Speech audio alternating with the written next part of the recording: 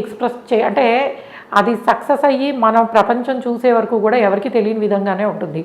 అందులోనూ 2005 నుంచి 2012 వరకు కుజ మహాదశ, 2012 నుంచి రైట్ నౌ 2030 వరకు హీజ్ ఇంటూ రాహు మహాదశ. సో టాప్ లెవెల్‌లో సంపాదించడానికి రాహుకి మించిన ప్లానెట్ ఏదైనా ఉంటుందా అంటే ఉండదు.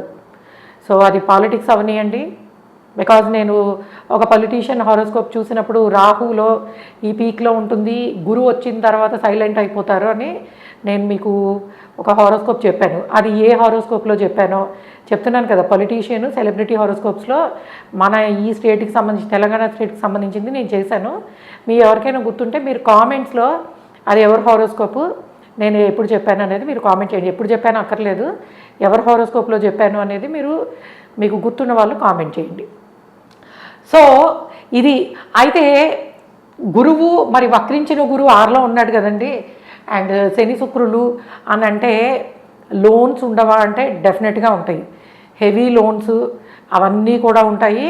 అండ్ గురు మహాదశ ఎలా ఉండొచ్చు అంటే కొన్ని ఫైనాన్షియల్ లాసెస్ని ఫేస్ చేయడానికి గురు మహాదశకి పాసిబిలిటీ ఉంది. ఎందుకంటే రాహు ఇచ్చేసినా కూడాను ఈ లగ్నానికి గురువుకి కేంద్రాధిపత్య దోషం పట్టి ఉంటుంది. కాబట్టి మనకి గురు మహాదశ రాహు ఇచ్చినంత సూపర్గా అయితే ఏమీ ఉండదు. అంటే మనకి బిలియనర్స్ వస్తూ ఉంటారు, మారుతూ ఉంటారు. బిల్ గేట్స్ని మనం చెప్పుకున్నాము, ఇప్పుడు ఎలాన్ మస్క్ని చెప్పుకుంటున్నాము. సో ఒక దశ అనేది ఏంటంటే పీక్ లెవెల్లో లేపుతుంది, బట్ అన్ని దశలు అలానే ఉండవు కదా. బికాజ్ రాహు మహాదశ ఇస్తోంది, ఫ్రూట్ఫుల్గా అన్నిటినీ ఇస్తోంది, బట్ ప్రాబ్లమ్స్ కూడా అంత హిడెన్గానే ఉన్నాయి. అంటే మీకు కుజరాహువులు అష్టమ స్థానంలో కలిసినప్పుడు సడన్గా ఎవరైనా అటాక్ చేయడము, లేకపోతే కొన్ని గొడవలు, ఎస్పెషల్లీ మీకు ఫైనాన్షియల్ ఇన్స్టిట్యూట్స్ తోటి అండ్ వాటితోటి ఇబ్బంది పడే పాసిబిలిటీ కూడా ఉంది. ఎందుకు అని అంటే మనకి కుజ is also ruling his 6th house, 6వ భావానికి. అయితే 6వ భావానికి అధిపతి కుజుడు ఉచ్చపట్టి అష్టమ స్థానంలో కనుక ఉన్నట్టయితే శత్రువులని ఎలా ఎదుర్కోవాలి అన్న జ్ఞానము అద్భుతంగా ఉంటుంది.